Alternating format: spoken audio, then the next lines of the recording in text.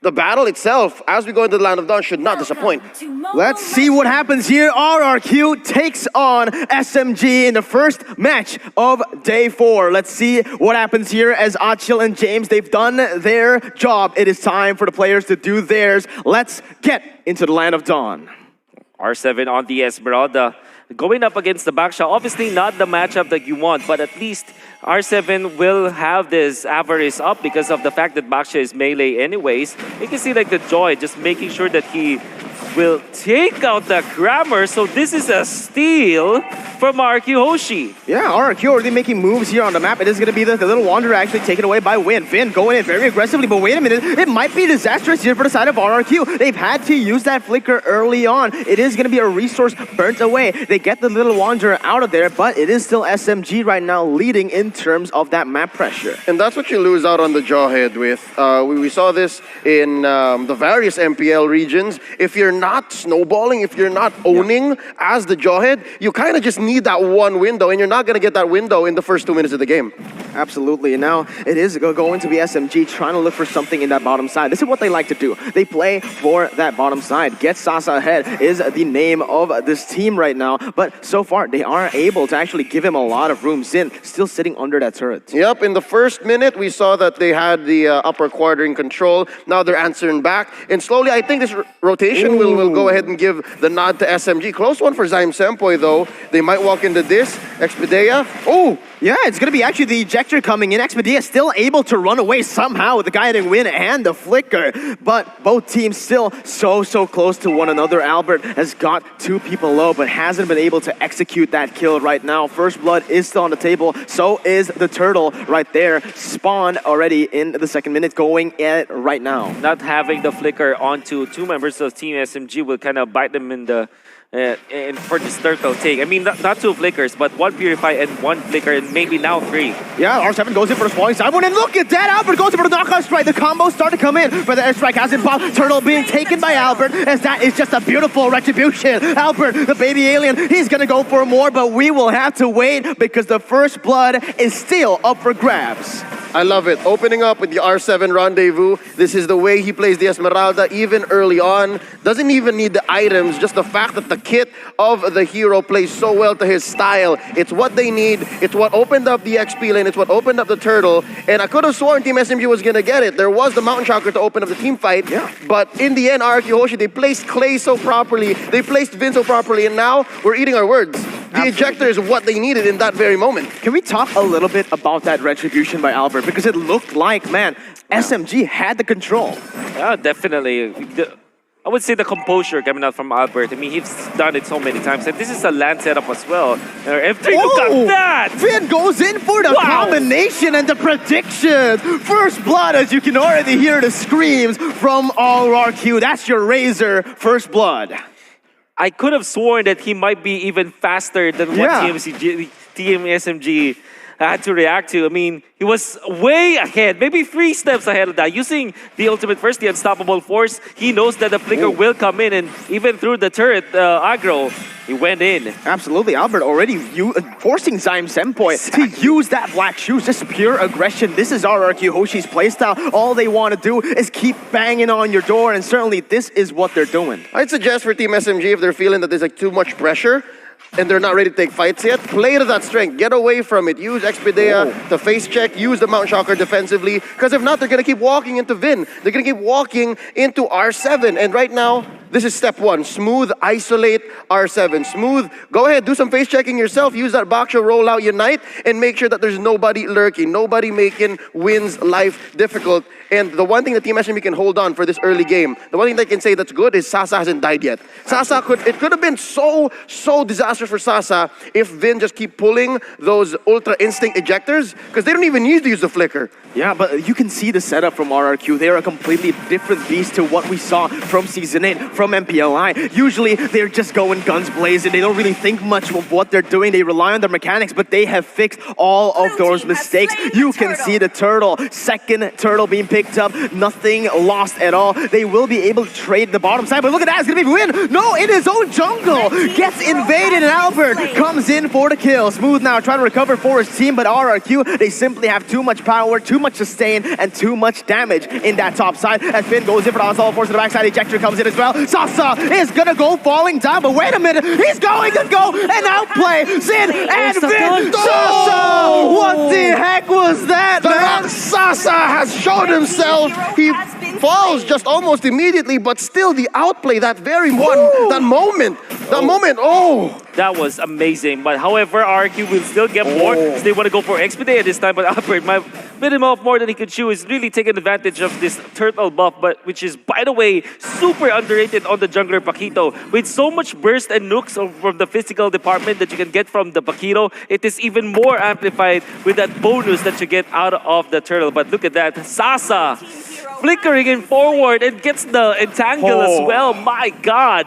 What a series of events for SMG. However, it was put to a stop by Clay. Honestly, that was beautiful there, man. He played with the vision. He went into that bush, but Expedite now, he's going to go use Circle Eagle, but it's actually going to be Zin bringing them back onto the turret, and Expedite will lose a lot of HP. This is the time for RRQ Hoshi to maybe look for something in that top side. You can see that they did the switch now. R7 and Smooth down on bottom. They understand that for Sasa to get some farm, you need to switch it up. You need to give the firepower over here to Team SMG to try to get at least one more turtle for SMG before we go into Lord timers. And the thing is, Expedite shouldn't have done that. I think that was very risky. They just made the call at the last moment to say, okay, Vin might be here, and there he is indeed, actually. Yeah, Expedite gets caught out right there. There's already 2 ultimates being burnt out for the side of RRQ as SMG. They might look to collapse, but look at the damage coming in. Albert completely just removes Zion Senpoi out of the game, and Sasa's next. Albert, the baby alien, he's looking for the triple kill. Goes in under turret to pick it up. Oh my God, SMG, have nowhere to go. Maniac for the baby alien. Holy. Albert is putting a show, and we've used this term before. This is a seminar. This is a clinic.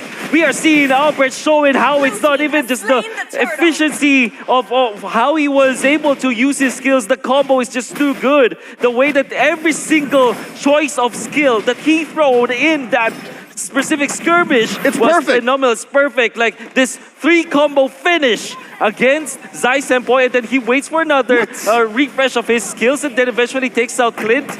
Such a perfect execution from the Paquito, and I'm sure that will go down to the textbook on how to play the Paquito. It's part of the scramble. I think Team SMG, they already kind of got off tempo when they started that call and say, okay, underneath the turret, we're going to try to get a circling eagle down. And they kind of felt a little bit of hesitation, a little bit of ganker's remorse, if I might put it that way. And that's what opened them up to that quick take up top, a maniac for the baby alien. And now they're scrambling. Again, one more time, R7 here, he's comfortable, more than comfortable to take his fight. He's in a 1v3 and he doesn't care. He's not taking any damage right there. Sasa will be able to pick up an objective on the board in that top side, but still R7 with this pressure. I do want to go back, roll it back again to that replay, man, because you saw Albert. He was actually caught in that sandwich. Yep.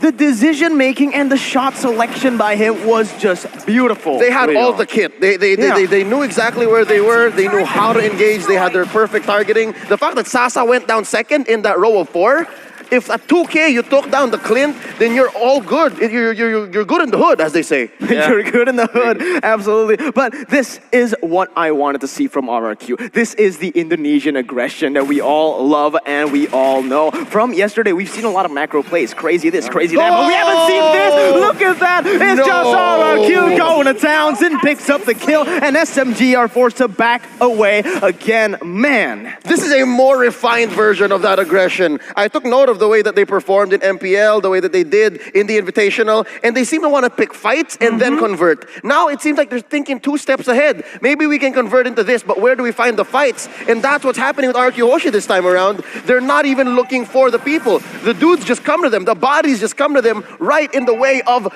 their steam-rolling pattern, and right now they're ahead 2 turrets. R7 just again going 3v1. Yeah, you can see, honestly, when we take a look at the items, because usually oh my god, this is RRQ, man. They split up the map, they can do it. You want to go for team fights, we can do it. And R7 once again zoning off the members, flickering forward, and he's looking for the 2v1. Look at the way he's buying the time for RRQ members to walk up to the top side, and all of that while doing the setup to go and siege. You get nothing, sir. Looking at the gold here, R7 is at 6K, Win is at 4. He's ahead by 2 over the opponent's jungler, and that's just what happened here, forcing SMG to switch around. We already saw Sasa go from top to bottom, bottom to top, and looking at his farm right now, it's at 6K. R7 still ahead of that.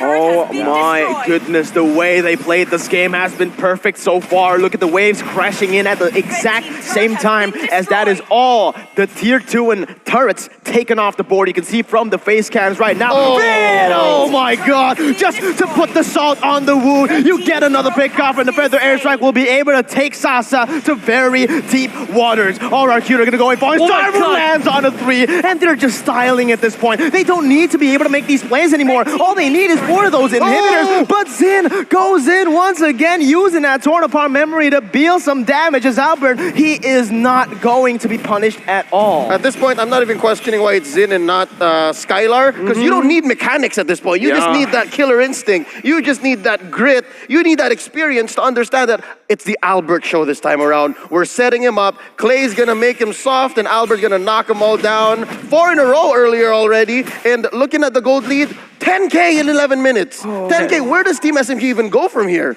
Oh, you see Vin is 5.3K. That is the roam to position 5, the least priority. And look at Win. Look at 5.6, 5.7K. The difference between the jungler of the enemy and the roamer of RRQ is just 300 gold. And that spells doom for Team SMG. That is insane. If you look at it, 11 minutes and you're able to build this much of a goal lead already, only losing 1 turret, by the way. There's too much on the back of the lone cowboy here. I know that one key for Team SMG to get back is to make Sasa a threat, to give Sasa a chance to hit those free hits and then get the burst on to Clay or even Sin.